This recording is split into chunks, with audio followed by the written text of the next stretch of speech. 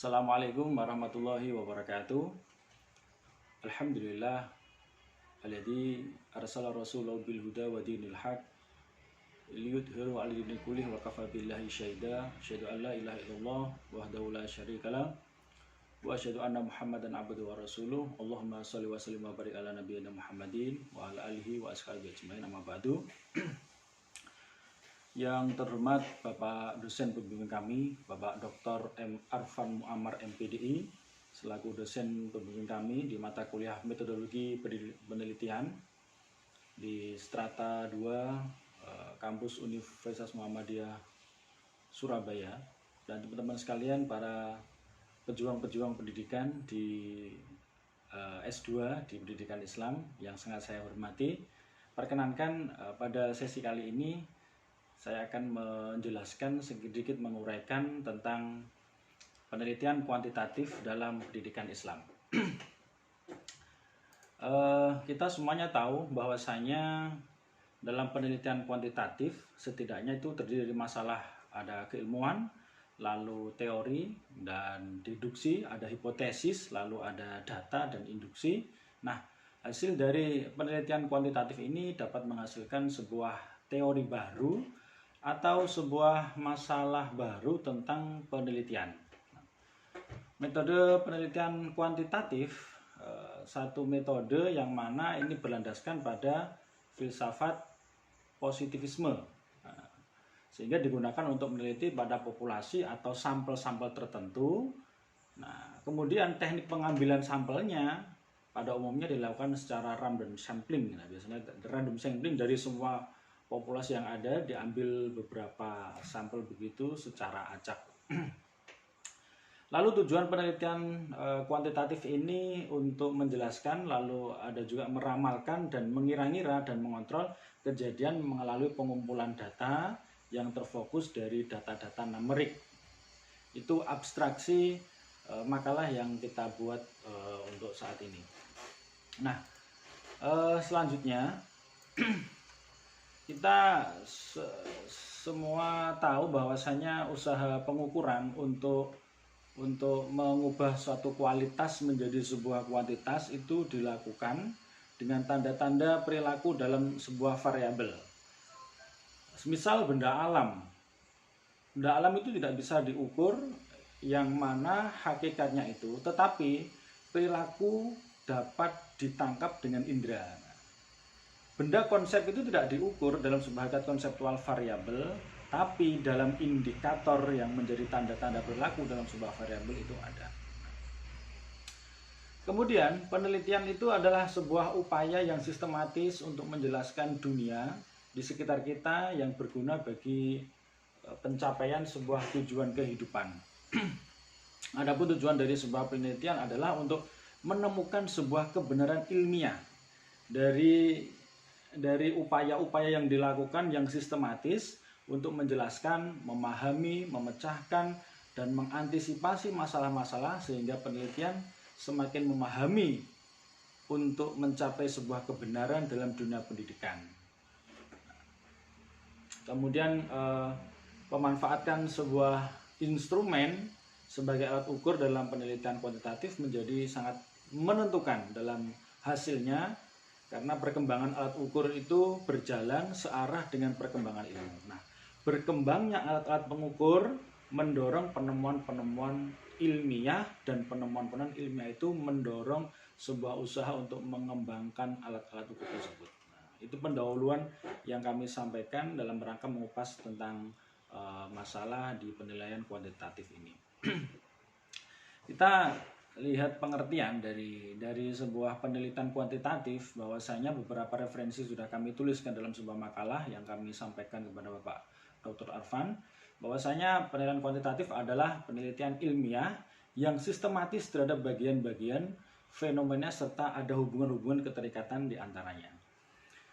Nah, metode penelitian kuantitatif merupakan salah satu jenis penelitian yang spesifik adalah sistematis, lalu terencana dan terstruktur dengan jelas sejak awal hingga pembuatan desain penelitiannya. Nah, definisi lain juga menyebutkan bahwasanya penelitian kuantitatif adalah penelitian yang banyak menentukan penggunaan logika, penggunaan angka, mulai dari pengumpulan data, penafsiran data tersebut dari sebuah grafik ataupun sebuah data-data akurat, serta penampilan dari hasilnya. Itu kutipan dari pengertian metodologi pendidikan. Nah, penelitian kuantitatif lebih diarahkan pada meneguhkan teori, confirmatory analysis. Alur logika penelitian kuantitatif mulai dari mengkaji teori yang sudah ada, lalu mendefinisikan, lalu melakukan fiskalisasi dan mengukur untuk mengumpulkan data di lapangan, kemudian menganalisis secara statistik untuk menolak ataupun menerima sebuah kebenaran teori itu. Dan penelitian kuantitatif ini adalah definisi pengukuran data kuantitatif dan statistik yang objektif melalui sebuah perhitungan yang sangat ilmiah. Metode penelitian kualitatif juga merupakan sebuah metode penelitian yang lebih menekankan pada aspek pemahaman serta mendalam terhadap suatu masalah daripada melihat permasalahan untuk penelitian yang digeneralisasi. Itu untuk yang kuantitatif. Nah, kemudian ada beberapa ragam pengertian dari metodologi penelitian kuantitatif. Nah, yang pertama, metode kuantitatif itu dinamakan sebuah metode tradisional karena metode ini sudah cukup lama digunakan sehingga sudah mentradisi sebagai metode untuk penelitian. Kemudian ada juga yang mengatakan, yang ragam metode kuantitatif itu, bahwa metode ini disebut juga metode positivistik karena berlandaskan pada filsafat positivisme. Kemudian metode ini sebagai metode ilmiah atau scientific karena telah memenuhi kaidah-kaidah ilmiah, yaitu konkret, empiris, objektif, terukur, rasional, dan sistematis. Lalu ada juga metode ini disebut juga metode discovery karena dengan metode ini dapat ditemukan dan dikembangkan berbagai iptek-iptek baru dari sebuah teori-teori yang telah dilakukan. Metode ini disebut juga metode kuantitatif karena data penelitian berupa angka-angka dan analisisnya berupa statistik. Tujuan dari penilaian kuantitatif adalah dari makalah kami, tujuan penilaian ini untuk menjelaskan, untuk meramalkan, atau mengira-ngira dan mengontrol kejadian melalui pengumpulan data yang terfokus pada data numerik. Kemudian yang kedua, untuk menguji teori proses berpikir dari deduktif ke induktif, dari umum ke khusus. Ada juga beberapa kekurangan dan kelebihan dari metode kuantitatif ini. Beberapa hal yang termasuk kelebihan dari data dari penelitian kuantitatif itu adalah yang pertama, memungkinkan dilakukannya pencatatan data hasil penelitian secara eksak. Karena ini penelitian yang betul-betul ilmiah dan eksak, maka data-data yang didapatkan itu betul-betul data yang akurat karena bisa diukur dengan angka-angka. Kemudian mengikuti tata pikir dan tata kerja yang pasti dan konsisten karena alur rujukan untuk metode kuantitatif ini sudah baku dan ada di buku-buku referensi-referensi di penelitian kuantitatif. Kemudian ada kelebihan berikutnya adalah data dapat diringkas dengan cara dan bentuk yang lebih bermakna dan lebih mudah untuk dianalisis. Kemudian memungkinkan penggunaan teknik analisis statistik dan sistematis yang sangat matematis yang dapat diandalkan dalam sebuah penelitian ilmiah. Kemudian hasil penelitian yang diperoleh memiliki komunikabilitas yang tinggi. Dan penelitian kuantitatif mempunyai keunggulan dalam menegakkan objektif, sangat objektif, kebenaran diterima secara sepakat oleh para pengamat sehingga kesimpulan yang dicapainya pun juga kuat. Selain kelebihan-kelebihan yang kami sebutkan tadi, ada juga kekurangan-kekurangan dari metode kuantitatif ini. Yang pertama, berdasarkan pada anggapan-anggapan atau asumsi semata. Lalu, asumsi yang tidak sesuai dengan realitas yang terjadi atau menyimpang jauh, maka kemampuannya tidak dapat dijamin bahkan sangat menyesatkan. Nah, data harus berdistribusi normal dan hanya dapat digunakan untuk menganalisis data yang populasi dan sampelnya itu sama. Lalu tidak dapat digunakannya untuk menganalisis dengan cuplikan sampel yang jumlahnya sedikit karena ada standar untuk mengambil untuk populasi jumlah sekian, nanti random samplingnya itu sekian persen dari jumlah populasi yang ada untuk diambil secara acak gitu. Berikutnya ada beberapa ciri-ciri dari data dari penelitian kuantitatif ini. Ciri yang pertama itu adalah sifatnya itu realitas atau realistis sehingga dapat diklasifikasikan dalam bentuk konkret, teramati dan sangat bisa terukur karena dibuktikan dengan angka-angka. Lalu yang kedua, hubungan peneliti dengan yang diteliti itu independen supaya terbangun sisi objektivitas dari hasil penelitiannya itu. Yang ketiga, hubungan variabel, adanya hubungan variabel atau sebab akibat, ada hubungan kausaliatif begitu. Kemudian ciri yang keempat yaitu cenderung membuat generalisasi, dan yang terakhir adalah cenderung bebas nilai. Apapun yang dihasilkan dari sebuah penelitian itu lalu kita bisa ukur dengan nilai yang ada. Nah, proses pengukuran dari penelitian kuantitatif ini adalah bagian yang sentral dalam penelitian kuantitatif itu karena hal ini memberikan hubungan yang fundamental antara pengamatan yang empiris dan ekspresi yang matematis dari hubungan-hubungan kuantitatif. Nah, kemudian ada beberapa prosedur yang harus dilakukan ketika kita akan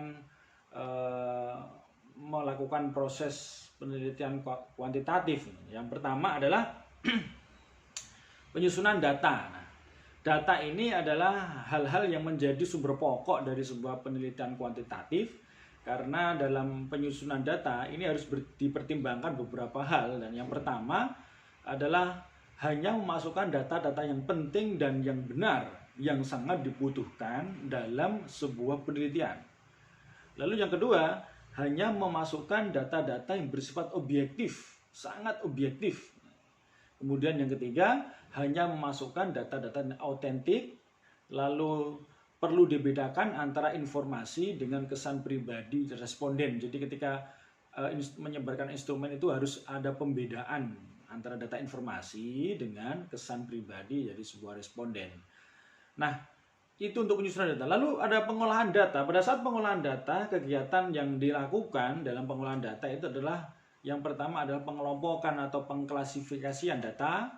Kemudian yang kedua ada coding, dan yang ketiga ada data tabulasi setelah mengalami pengklasifikasian lalu dibedakan dan ditabulasikan di sebuah data yang bersifat besar. Nah, kemudian dalam sebuah analisis tadi ada beberapa kemungkinan kesimpulan. Yang pertama, hubungan antara variabel-variabel penelitian atau perbedaan antara sampel-sampel yang diteliti sangat signifikan ataupun signifikan. Jadi antara variabel-variabel penelitian atau perbedaan beberapa sampel yang diteliti itu bisa signifikan ataupun sangat signifikan. Kemudian yang kedua, kemungkinan kesimpulan yang kedua, hubungan antara variabel-variabel yang diteliti atau perbedaan antara sampel-sampel yang diteliti tidak ada yang signifikan. Nah, dalam kemungkinan hasil pertama tadi yang sangat signifikan, ada kemungkinan besar hipotesis alternatifnya.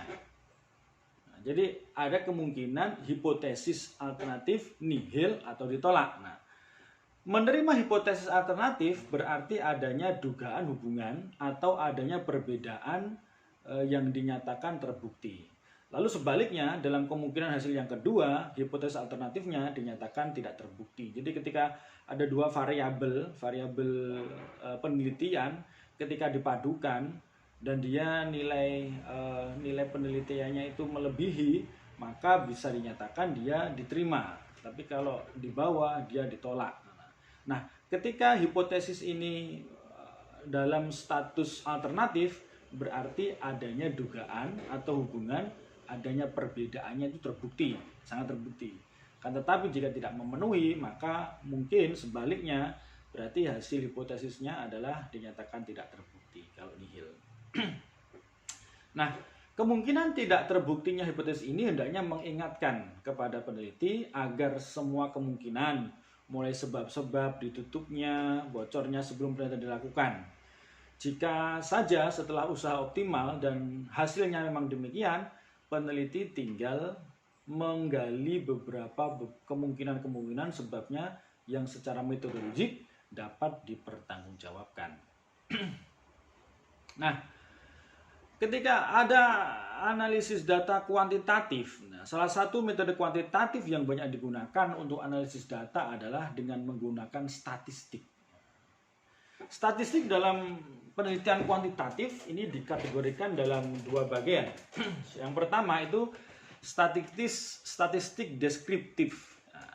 Di statistik deskriptif ini juga disebut sebagai analisa sederhana karena memang pada tahapan ini awal dari statistik hanya sebuah gambaran secara jelas data yang disajikan. Penyajian data ini bisa dilakukan dalam bentuk tabel, grafik, ukuran, tendensi pusat yang terdiri dari modus yang sering muncul, data modus, lalu min, rata-rata, dan median, nilai tengah dari sebuah data setelah mengalami tabulasi tadi. Nah, yang kedua adalah statistik inferensial. Statistik inferensial merupakan salah satu bagian penting dari statistik inferensial adalah pengujian hipotesis. Nah, hipotesis itu bisa hipotesis nol atau HO, yaitu suatu pernyataan yang menunjukkan kesamaan atau tidak berbeda. Sebagai lawannya adalah HA, hipotesis alternatif atau hipotesis kerja yang menunjukkan adanya perbedaan dan adanya ketidaksamaan. Nah, berikutnya kami sampaikan ada beberapa judul contoh penelitian kuantitatif yang mungkin bisa kita bedah. Nah, yang pertama misal seperti ini. Pengaruh penerapan metode PQ4R, preview, question, read, reflect, recite, and review terhadap hasil belajar siswa pada bidang studi fikih di Madrasah Sanawiyah Al-Furqon Kabupaten Bojonegoro. Nah, judul ini ada dua variabel yang diangkat. Variabel yang pertama, pengaruh penerapan metode PQ4R. Lalu variabel kedua ada hasil belajar siswa pada bidang studi fikih. Ketika sebuah penelitian ini diujikan dalam sebuah evaluasi, lalu disebarkanlah instrumen dalam rangka mengaji sebuah teori atau metode PQ4R. Nah, ketika diujikan pada siswa, beberapa dari populasi dalam satu kelas itu diambil beberapa sampel saja.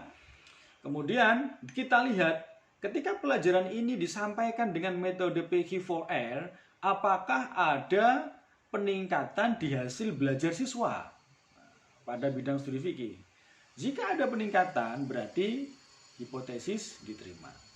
Jika tidak ada, berarti hipotesis ditolak. Artinya jika diterima, berarti memang dengan penerapan metode PQ4R berarti betul-betul bisa meningkatkan hasil belajar siswa dalam bidang studi fikih di Madrasah Sanawiyah Al-Furqon Kabupaten Bojonegoro. Lalu contoh yang kedua, pengaruh strategi pembelajaran kooperatif type synergetic teaching terhadap motivasi belajar. Nah, dua variabel juga. Variabel yang pertama strategi pembelajaran kooperatif, lalu yang kedua, variabel kedua adalah motivasi belajar PAI. Ketika strategi pembelajaran kooperatif synergic teaching ini diterapkan, ada enggak kira-kira peningkatan motivasi belajar PAI di SMP Negeri 1 Kapas? Sama, jika ada berarti hipotesis diterima. Jika tidak ada berarti hipotesis ditolak. Lalu contoh yang ketiga juga demikian, pengaruh keaktifan bertanya terhadap prestasi belajar. Dengan seringnya keaktifan bertanya, apakah bisa meningkatkan prestasi belajar? Lalu yang ketiga, yang berikutnya yang keempat adalah pengaruh perhatian orang tua terhadap motivasi belajar. Ketika orang tua menaruh perhatian lebih pada anak, apakah ada peningkatan motivasi belajar? Itu semuanya diuji dengan data-data kuantitatif yang sudah kami jelaskan di slide yang kami sampaikan tadi. Lalu yang terakhir, contoh yang terakhir adalah pengaruh penggunaan metode murotal terhadap kemampuan membaca Al-Quran pada siswa Madrasah Sanawiyah Negeri Model Terpadu Kecamatan Celuring Kabupaten Banyuwangi. Berarti dua variabel yang bersinggungan itu adalah yang pertama metode murotal, lalu yang kedua kemampuan membaca. Dengan metode murotal mungkin dengan sering diputarnya video, MP3, apakah ada peningkatan dalam kemampuan membaca ataupun menghafal di Madrasah Sanawiyah tersebut. Itu beberapa contoh-contoh yang ada yang kami sampaikan di contoh penelitian kuantitatif. Nah, sebagai kesimpulan bahwasanya penelitian kuantitatif adalah penelitian ilmiah yang sistematis terhadap bagian-bagian dan fenomena serta hubungan-hubungannya. Penelitian kuantitatif lebih diarahkan untuk meneguhkan sebuah teori, confirmatory analysis, yang mana tujuan penelitian kuantitatif ini untuk menjelaskan, untuk meramalkan atau mengira-ngira dan mengontrol kejadian melalui pengumpulan data yang terfokus pada data numerik. Dan metode penelitian ini mempunyai kelemahan dan juga kelebihan sebagaimana metode yang lain, penelitian yang lain. Sedangkan dalam proses penelitian kuantitatif ini pada umumnya adalah statistik, yaitu pertama statistik deskriptif dan statistik inferensial. Nah, kemudian analisis statistik deskriptif biasanya dipergunakan kalau tujuan penelitiannya untuk penjagaan atau pendahuluan, tidak menarik kesimpulan, hanya memberikan gambaran deskriptif tentang data yang ada. Kalau analisis statistik inferensial itu dipergunakan jika peneliti akan memberikan interpretasi mengenai data atau ingin menarik kesimpulan dari data yang dihasilkan. Untuk kepentingan analisis data, bagaimana bentuknya data, perlu adanya juga prosedur terhadap pengumpulan data, serta menggunakan analisis kuantitatif itu menggunakan dua analisis data. Yang pertama data deskriptif dan yang kedua adalah statistika inferensial. Itu yang dapat kami sampaikan, semoga bermanfaat bagi teman-teman dan terutama bagi Pak Dr. Arfan. Terima kasih atas materi metodologi penelitian ini. Kurang dan lebihnya mohon maaf. Nasrun minallah wa fathul qarib wa basyiris sabirin. Assalamualaikum warahmatullahi wabarakatuh.